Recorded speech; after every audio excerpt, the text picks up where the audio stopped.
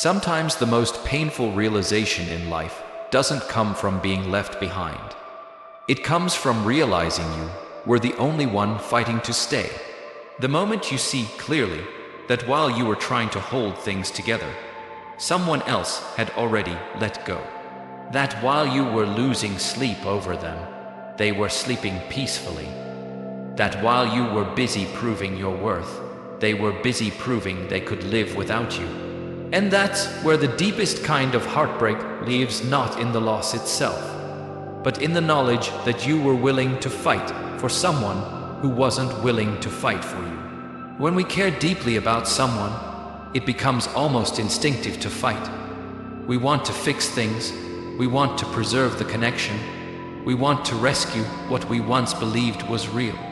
But emotional effort is not always rewarded with mutuality. Some people become comfortable with being pursued. They don't reciprocate your love, they just absorb it. They don't meet you halfway.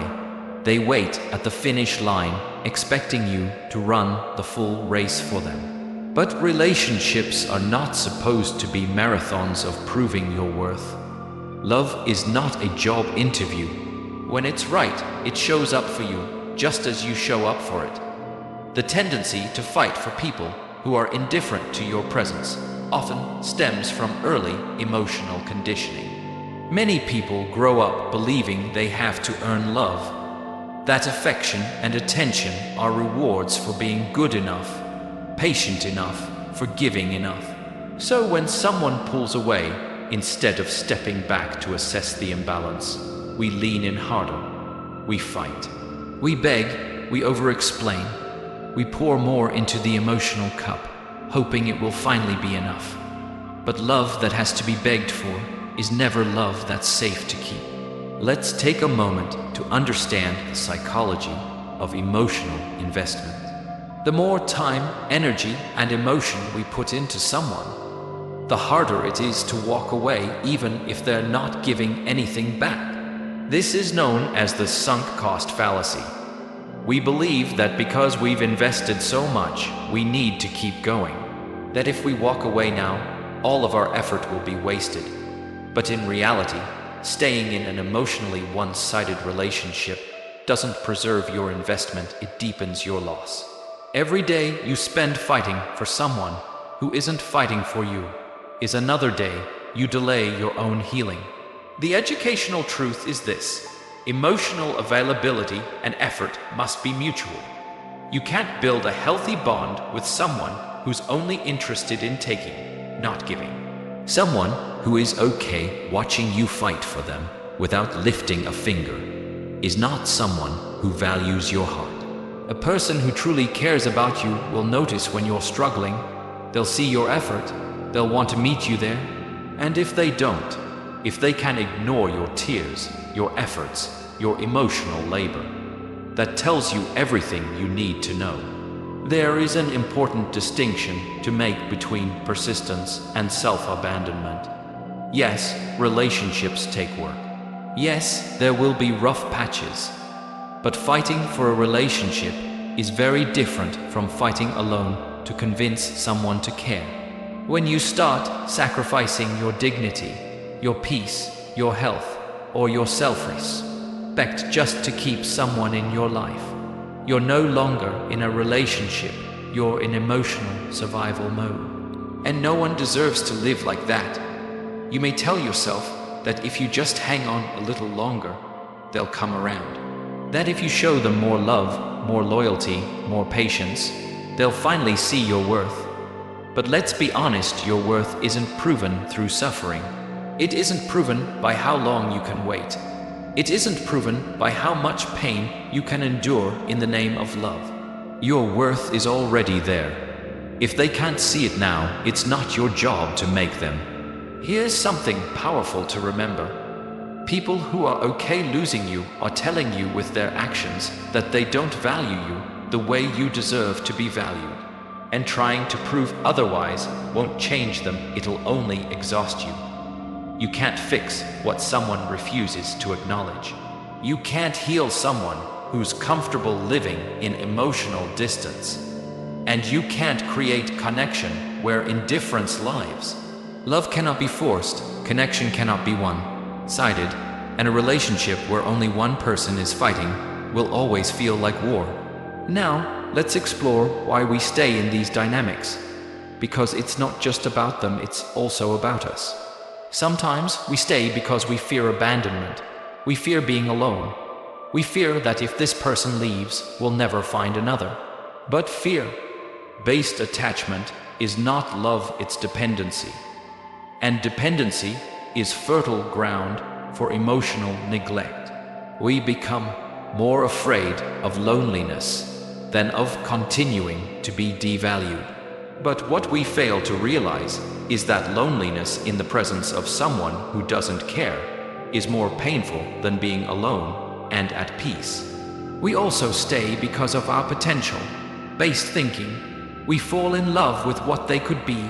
We cling to the good moments and hope they'll return. We remember how it used to be, and we hope it'll get better again. But potential isn't real, it's imagined. You must love people for who they are now, not who they might become. You must build relationships on present consistency, not past memories. What they do now is the truth. What they say they'll do someday is a possibility. One cannot replace the other.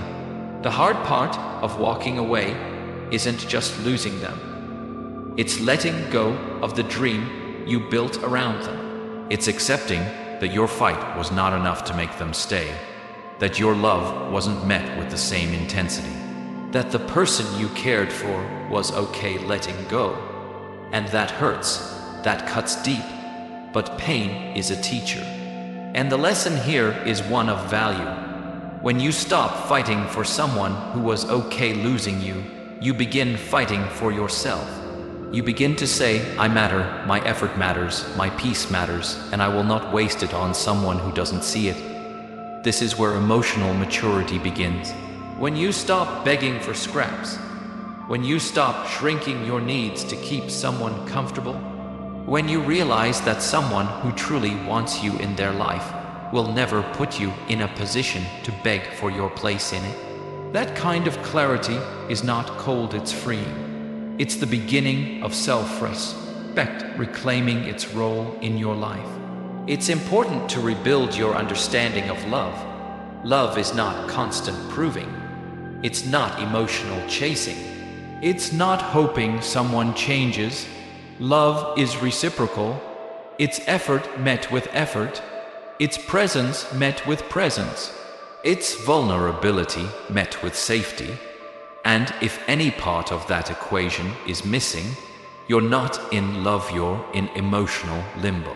You don't have to become hard to protect your heart. You don't have to stop caring. But you do need to become wise with your energy. You need to stop handing your light to people who dim it. Stop giving your best to people who don't value what they're being given. There is a version of love that doesn't hurt like this.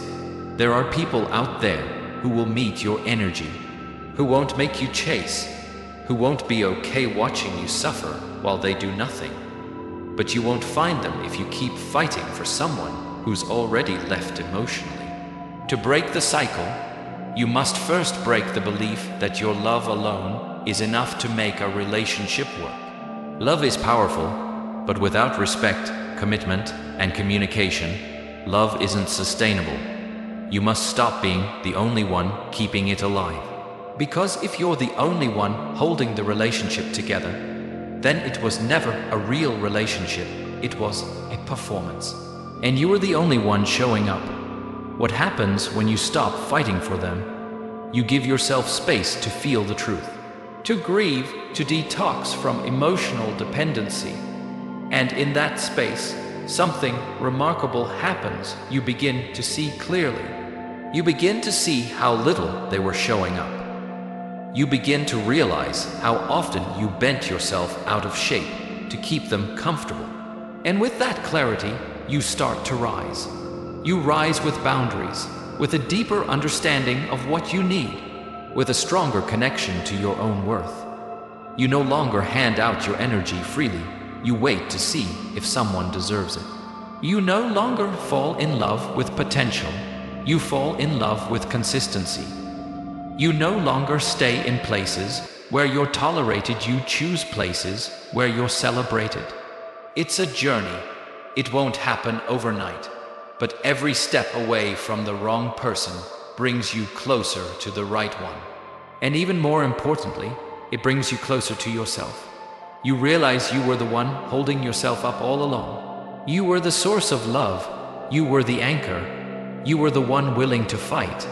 And now, you get to redirect that strength inward, not to fix someone else, but to build yourself.